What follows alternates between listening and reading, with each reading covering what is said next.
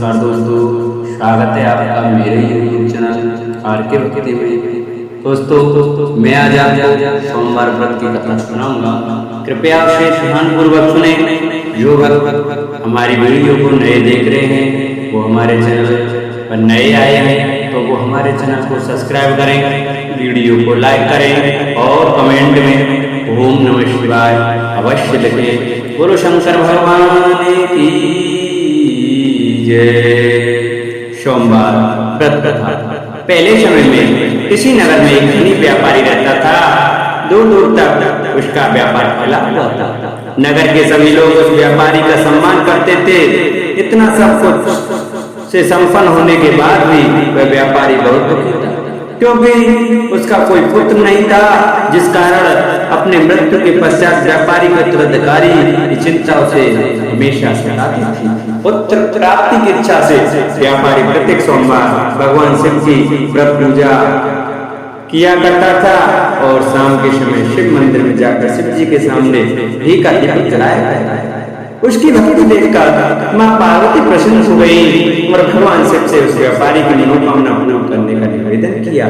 भगवान शिव बोले, इस संसार में सबको उसके कर्म के अनुसार फल की प्राप्ति होती है। जो प्राणी जैसा कर्म करते हैं उन्हें वैसा ही फल प्राप्त होता है। शिव जी द्वारा समझाने के बावजूद माता पार्वती नहीं मानी और उस व्यापारी की मनोकामना हेतु वे शिव जी से बार बार अनुरोध करती रही। अंततः माता के आग्रह को देखकर भगवान भोलेनाथ को उस व्यापारी को पुत्र प्राप्ति का वरदान देना पड़ा। वरदान देने के पश्चात भोलेनाथ माता पार्वती से बोले, आपके आग्रह पर मैंने पुत्र प्राप्ति का वरदान तो दे दिया, परंतु इसका यह पुत्र 16 वर्ष से अधिक समय तक जीवित नहीं रहेगा। उसी रात भगवान से उस व्यापारी के स्वप्न में आए और उसे पुत्र प्राप्ति का वरदान दिया और उसके पुत्र के 16 वर्ष तक जीवित रहने के बाद भगवान के वरदान से व्यापारी को खुशी तो हुई, लेकिन पुत्र की अल्पायु की चिंता ने उसी खुशी को नष्ट कर दिया। व्यापारी पहले की तरह सोमवार के दिन भगवान शिव का विधिवत व्रत करता रहा। कुछ महीनों के बाद उसके घर अति सुंदर बालक ने जन्म लिया। घर में खुशियां भर गईं और धूमधाम से पुत्र जन्म का समारोह मनाया गया। परंतु व्यापारी को पुत्र जन्म की अधिक खुशी नहीं हुई, क्योंकि उसे पुत्र की अल्पायु के रहस्य का पता था। जब पुत्र 12 वर्ष का हुआ तो व्यापारी ने उसे उसके मामा के साथ पढ़ने के लिए वाराणसी भेज दिया। लड़का अपने मामा के साथ शिक्षा प्राप्ति हेतु चल दिया। रास्ते में जहाँ भी मामा भांजे विश्राम में रुकते वहीं यज्ञ करते और ब्राह्मणों को भोजन कराते। लंबी यात्रा के बाद मामा और भांजा एक नगर में पहुंचे। उस दिन नगर के राजा की कन्या का विवाह था, जिस कारण पूरे नगर को सजाया गया था। निश्चित समय पर बारात आ गई, लेकिन वर का पिता अपने बेटे के एक आंख से काने होने के कारण बहुत चिंतित था। उसे भय था कि इस बात का पता चलने पर कहीं राजा विवाह से इनकार न कर दे, इससे उसकी बदनामी भी हुई। जब वर के पिता ने व्यापारी के पुत्र को देखा तो उसके मस्तिष्क में एक विचार आया। उसने सोचा, क्यों न इस लड़के को दूल्हा बनाकर राजकुमारी से विवाह करा दूं। विवाह के बाद उसको जिंदे का विदा और राजकुमारी को अपने नगर ले जाऊं। वर के पिता ने लड़के के मामा से इस संबंध में बात की। मामा ने धन मिलने के लालच में वर के पिता की बात स्वीकार कर ली। लड़के को दूल्हे का वस्त्र पहनाकर राजकुमारी से विवाह करा दिया गया। राजा ने बहुत सारा धन देकर राजकुमारी को विदा किया। शादी के बाद लड़का जब राजकुमारी के साथ लौट रहा था तो वह सच नहीं छिपा सका और उसने राजकुमारी की ओढ़नी पर लिख दिया, राजकुमारी तुम्हारा विवाह मेरे साथ हुआ था, मैं तो वाराणसी पढ़ने के लिए जा रहा था और अब तुम्हें जिस नवयुवक की पत्नी बनना पड़ेगा वह खाना है। जब राजकुमारी ने अपनी ओढ़नी पर लिखा हुआ पढ़ा तो उसने काले लड़के के साथ जाने से इनकार कर दिया।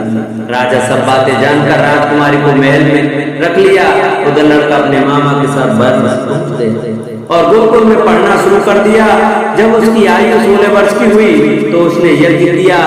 यज्ञ की समाप्ति पर ब्राह्मणों को भोजन कराया और खूब अन्न वस्त्र दान किए। रात को वह अपने शयन कक्ष में सो गया। शिव के वरदान के अनुसार शयनावस्था में ही उसके प्राण उड़ गए। सूर्योदय पर मामा अमृतवान जी को देखकर रोने पीटने लगा। आसपास के लोग भी एकत्र होकर कुछ दुख प्रकट करने लगे। लड़के के मामा के रोने की विलाप करने के स्वर समीप से गुजरते हुए भगवान शिव और माता पार्वती ने भी सुनी। पार्वती ने भगवान से कहा, प्राणनाथ, मुझे इसके रोने के स्वर सहन नहीं हो रहे, आप इस व्यक्ति के कष्ट को अवश्य दूर करें।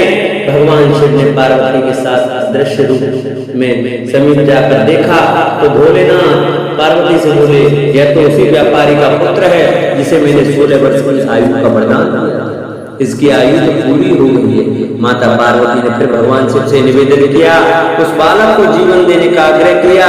माता पार्वती के आग्रह पर भगवान शिव ने उस लड़के को जीवित होने का वरदान दिया और कुछ ही पल में वह जीवित होकर उठ बैठे। शिक्षा समाप्त करके लड़का मामा के साथ अपने नगर की ओर चल दिया। दोनों चलते हुए उसी नगर में पहुंचे जहाँ उसका विवाह हुआ था। उस नगर में यज्ञ का आयोजन किया। समीप से गुजरते हुए नगर के राजा ने यज्ञ का आयोजन देखा और उसने तुरंत ही लड़के और उसके मामा को पहचान ली। यज्ञ के समाप्त होने पर राजा मामा उस लड़के को महल में ले गया और कुछ दिन उन्हें महल में रखकर बहुत सा धन वस्त्र आदि देकर राजकुमारी के साथ विदा कर दिया। इधर भूखे प्यासे रहकर व्यापारी और उसकी पत्नी बेटे की प्रतिज्ञा कर रहे थे। उन्होंने प्रतिज्ञा कर रखी थी कि यदि उन्हें अपने बेटे की मृत्यु का समाचार मिला तो दोनों अपने प्राण त्याग देंगे। परंतु जैसे ही उसने बेटे के जीवित वापस लौटने का समाचार सुना तो वह बहुत प्रसन्न हुआ। वह अपने पत्नी और मित्रों के साथ नगर के द्वार पर पहुंचा। अपने बेटे के विवाह का समाचार सुनकर पुत्र वधू राजकुमारी को देखकर उसकी खुशी का ठिकाना न रहा।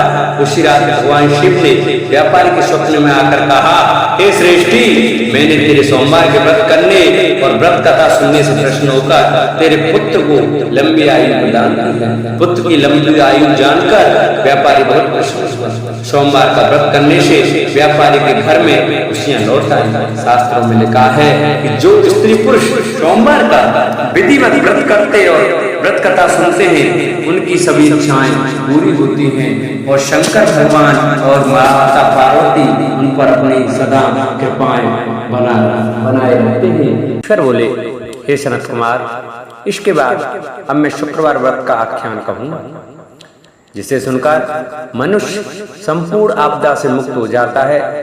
लोग इससे संबंधित एक प्राचीन इतिहास का वर्णन करते हैं। पांड्य वंश में उत्पन्न एक सुशील नामक राजा था। अत्यधिक प्रयत्न करने पर भी उसे पुत्र प्राप्ति नहीं हो सकी। उसकी सड़क गुण संपन्न सुकेशी नामक भार्या थी। जब उसे संतान न हुई तब वह बड़ी चिंता में पड़ गई। तब स्त्री स्वभाव के कारण अति साहस युक्त मन वाली उसने मासिक धर्म के समय प्रत्येक महीने में वस्त्र के टुकड़ों को अपने उदर पर बांधकर उदर को बड़ा बना लिया और अपनी प्रसूति का अनुकरण करने वाली किसी अन्य गर्भिणी स्त्री को ढूंढने लगी। भाभी देव योग से उसके पुरोहित की पत्नी गर्भिणी थी। तब कपट करने वाली राजा की पत्नी ने किसी प्रसव कराने वाली को इस कार्य में लगा दिया और उसे एकांत में बहुत धन देकर वह रानी चली गई। उसके बाद रानी को गर्भिणी जानकर राजा ने उसका पुंसवन और अनवलोभन संस्कार किया। 8वां महीना होने पर सीमांतोन्नयन संस्कार के समय राजा हर्षित हुए। इसके बाद उस पुरोहित पत्नी का प्रसव काल सुनकर वह रानी भी उसी के समान सभी प्रसव संबंधी चेष्टाएं करने लगी। पुरोहित की पत्नी चूंकि पहली बार गर्भवती थी, अतः प्रसूति कार्य की प्रति वह अनभिज्ञ थी और केवल प्रसव कराने वाली दाई के ही कहने में स्थित थी।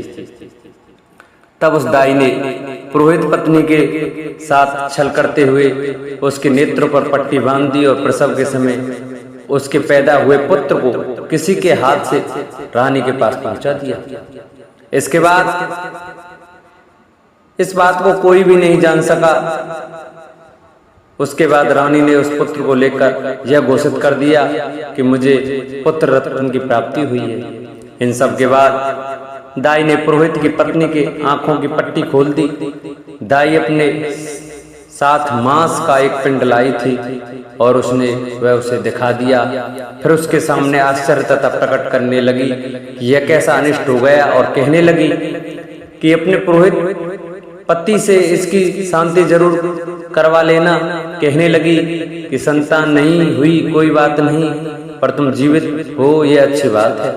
इस पर पुरोहित पत्नी को अपने प्रसव के स्पर्श चिंतन से बहुत संदेह हुआ। ईश्वर बोले, राजा ने पुत्र जन्म का समाचार सुन जात कर्म संस्कार कराया और ब्राह्मणों को हाथी घोड़े तथा रथ आदि प्रदान किए। राजा ने कारागार में पड़े सभी कैदियों को प्रसन्नता पूर्वक मुक्त करा दिया। उसके बाद राजा ने सूतक के अंत में नामकरण तथा अन्य सभी संस्कार किए। उन्होंने पुत्र का नाम प्रियव्रत रखा। हे सनत कुमार, श्रावण मास के आने पर पुरोहित की पत्नी ने शुक्रवार के दिन भक्तिपूर्वक देवी जीवंतिका का पूजन किया।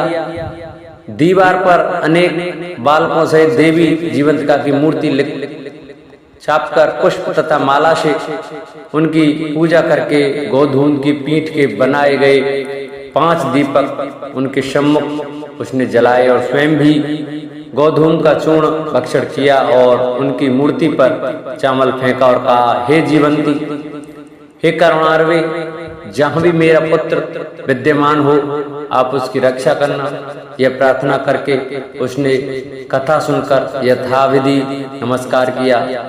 तब जीवंतिका की कृपा से वह बालक दीर्घायु हो गया और वे देवी उसकी माता की श्रद्धा भक्ति के कारण दिन रात उस बालक की रक्षा करने लगी। इस प्रकार कुछ समय बीतने पर राजा की मृत्यु हो गई। तब पितृभक्त उनके पुत्र ने उनकी पारलौकिक क्रिया संपन्न की। इसके बाद मंत्रियों तथा पुरोहितों ने प्रियव्रत को राज्य पर अभिषिक्त किया। तब कुछ वर्षों तक प्रजा का पालन करके तथा राजभोग कर वह पितरों के ऋण से मुक्ति के लिए गया जाने की तैयारी करने लगे।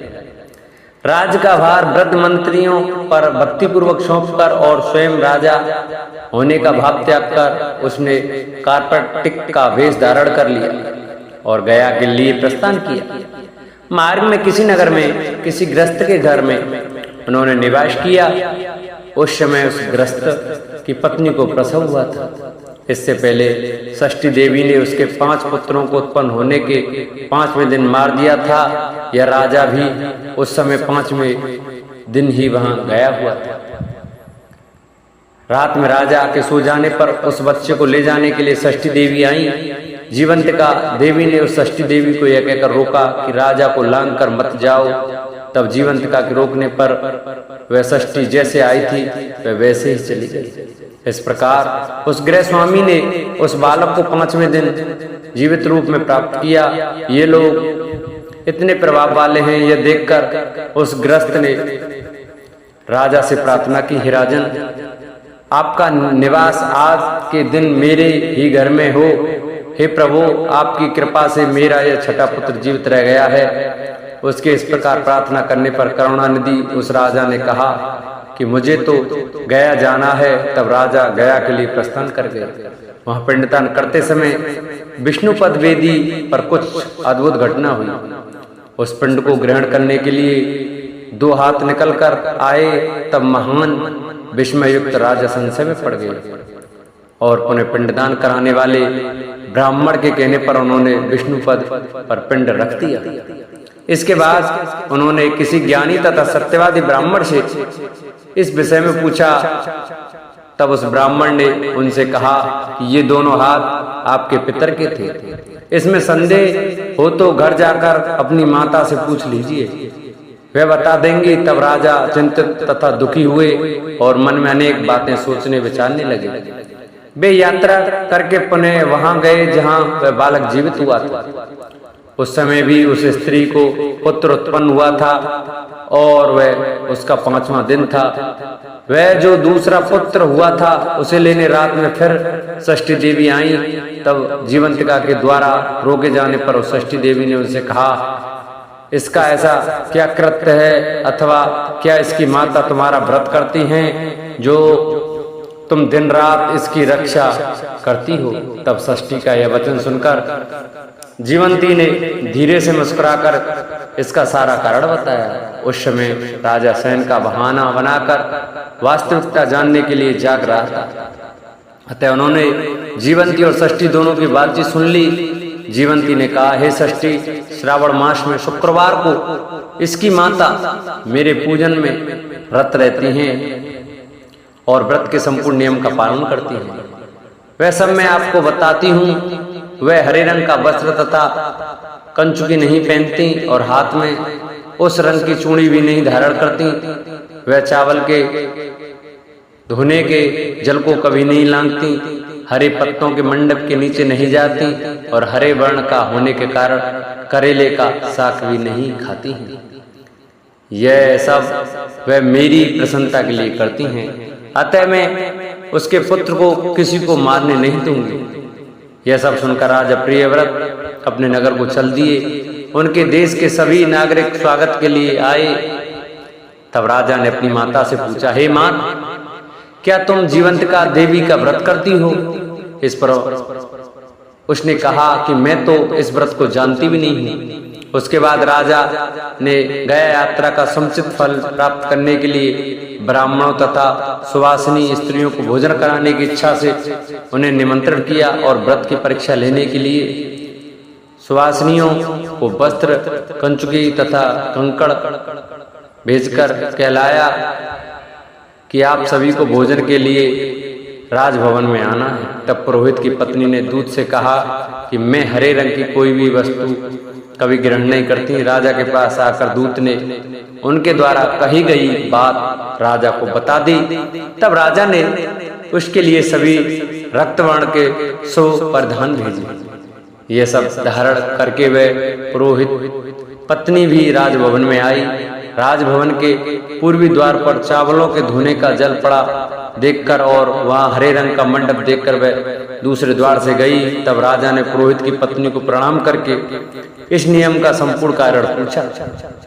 इस पर उसने इसका कारण शुक्रवार का व्रत बताया। उस प्रिय व्रत को देखकर उसके दोनों स्तनों में से बहुत दूध निकलने लगा।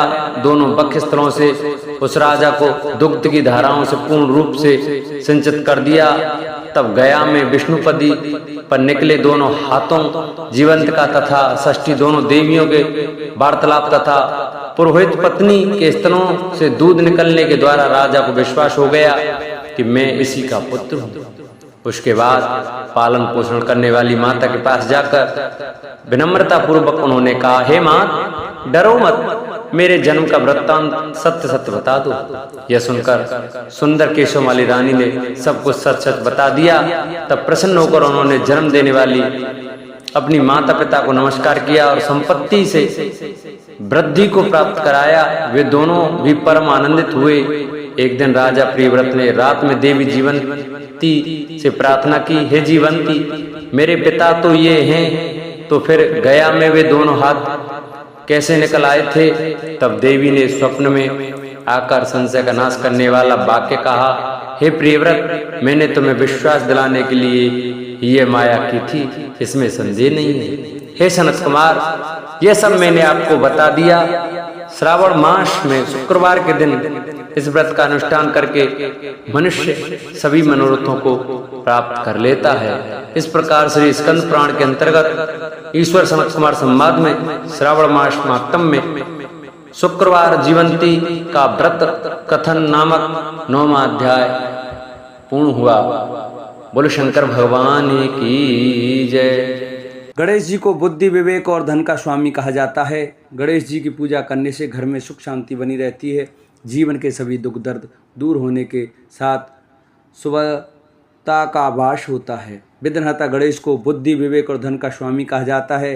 हिंदू मान्यताओं के अनुसार गणेश जी की पूजा करने से घर में सुख शांति बनी रहती है और जीवन के सभी दुख दर्द दूर होने के साथ साथ शुभता का वास होता है। भगवान गणेश अपने भक्तों की जिंदगी में आई हुई विपदा को हमेशा के लिए दूर करते हैं और लंबे समय से रुके हुए शुभ कार्यों को संपन्न करते हैं। किसी भी पूजा में सबसे पहले गणेश जी की आरती की जाती है और बिना गणेश जी की कथा कहे कोई भी पूजा अधूरी मानी जाती है। आज हम आपको गणेश जी की कथा सुनाएंगे जो हर एक पूजा में सुनी जाती है। पौराणिक कथाओं के अनुसार एक गांव में एक विधवा अपनी बहू के साथ रहती थी। उसकी बहू मंद बुद्धि थी, जो अपनी भूख बर्दाश्त नहीं कर पाती थी और हमेशा खाने के लिए तारू रहती थी। वह सबसे पहले उठकर खाना खाती थी, फिर घर के बाकी काम किया करती थी। एक दिन विधवा ने अपने घर में पूजा करवाने का सोचा, लेकिन वह थोड़ी परेशान थी, क्योंकि उसकी बहू अगली सुबह उठते ही खाना के लिए दौड़ेगी और पूजा के लिए बनाए गए पकवान को झूठा कर देगी। अपनी बहू को पूजा के लिए बनाए गए पकवान से दूर रखने के लिए विधवा ने एक तरीका निकाला। पूजा वाली सुबह उसने एक मटका लिया और उसके नीचे एक छेद कर दिया और अपनी बहू से बोली कि आज पूजा है, इसलिए खाना खाने से पहले पानी भर के ले आओ। बहू की भी चालाक निकली, उसने देख लिया था कि विधवा ने मटके के नीचे छेद कर दिया है, इसलिए वह अपनी साड़ी में आटा बांधकर पनघट पर चली गई। वहाँ उसने आटा निकाला और कुएं के पानी से मदद से बाटियां बनाने लगी गई। कुएं के पास ही एक शमशान घाट था, जहाँ चिताई जलाई जा रही थी। बहू ने उसकी आंच में अपनी बटियां सेक लीं। उसकी बटियां सूखी थीं तो वह पास में ही गणेश जी के मंदिर चली गई, जहाँ गणेश जी को किसी ने चोला चढ़ाया था। उसने देखा कि गणेश जी की तोंद पर घी लगा हुआ है। उसने उस घी को अपनी बाटी पर लगा लिया और उसका भोग गणेश जी को लगाकर वह बाटी खा ली और घर वापस चली गई। बहू की इस हरकत पर गणेश जी को बहुत गुस्सा आया और उन्होंने गुस्से में अपने नाक पर उंगली चढ़ा लिया। जब गांव वालों ने देखा कि गणेश जी ने अपने नाक के ऊपर उंगली चढ़ा लिया है तो उन्हें मनाने के लिए बहुत जद्दोजहद किया गया, लेकिन गणेश जी ने अपनी उंगली वापस नहीं उतारी। जब यह बात राजा को पता चली तो राजा ने बड़े बड़े पंडित और ज्योतिषियों को बुलवाया और हवन करवाया, लेकिन गणेश जी फिर भी नहीं माने। सब बहुत चिंतित थे। राजा ने पूरे गांव में यह ऐलान करवा दिया कि जो भी इंसान गणेश जी की नाक पर से उंगली हटाने में सफल होगा उसे इनाम के तौर पर 5 गाम दिया जाएगा। गांव के सभी लोग गणेश जी को मनाने में लग गए, लेकिन गणेश जी माने ही नहीं और अपनी उंगली चढ़ाए रखे। अंत में विधवा की बहू बोली कि अगर सब उसे आज्ञा दें तो वह गणेश जी की उंगली हटा सकती है। उसकी बात सुनकर विधवा हंसने लगी और बोली कि जब बड़े बड़े विद्वान कुछ नहीं कर पाए तो वह कैसे गणेश जी को मना पाएगी। किसी ने बोला कि जब सब लोगों को मौका मिला तो उसे भी एक मौका मिलना चाहिए। फिर सभी लोग बहू को एक मौका देने के लिए मान गए, लेकिन बहू ने एक शर्त रखी। उसने कहा कि उसके घर से लेकर मंदिर तक पर्दा बांधा जाए। सब लोगों ने सोचा कि इतना कुछ तो हो ही चुका है तो पर्दा बांधने में क्या जाता है। बहू के कहे अनुसार उसके घर से लेकर मंदिर तक पर्दा लगाया गया। बहू ने अपना दिमाग लगाया और वह अपने पेटीकोट में मोगरी छिपाकर मंदिर चली गई। मंदिर जाकर उसने गणेश जी से बोला कि मैंने आपकी तोंद से जरा सा घी क्या लिया, आपने अपने नाक पर उंगली चढ़ा ली। अब आप पर से उंगली हटा रहे हो या दूं एक मोंगरी कि अभी आपके टुकड़े टुकड़े हो जाएंगे। बहू की ये चेतावनी सुनकर गणेश जी थोड़ा डर गए और उन्होंने सोचा कि यह तो पूरी पागल है, कहीं सच में यह मेरी मोंगरी न मार दे। गणेश जी ने बिना सोचे समझे अपनी नाक पर से उंगली हटा ली, जिसे देखकर गांव वासी खुश हो गए और बहू का जयकारा करने लगे। राजा के ऐलान के मुताबिक बहू को 5 गांव इनाम में दिए गए। यह कथा सुनकर लोग गणेश भगवान से यह मांगते हैं कि वह भी उस बहू की तरह सबकी बात मान जाएं और उनकी मनोकामना पूरी कर दें। बोलो गणेश भगवान की जय। जिन भक्तों को हमारी वीडियो अच्छी लगी हो वो हमारी वीडियो को ज़्यादा से ज़्यादा शेयर करें, चैनल को सब्सक्राइब करें, वीडियो को लाइक करें और कमेंट में श्री गणेशाय नमः लिखना न भूलें। बोलो गणेश भगवान की जय। बोलो गणपति महाराज की जय।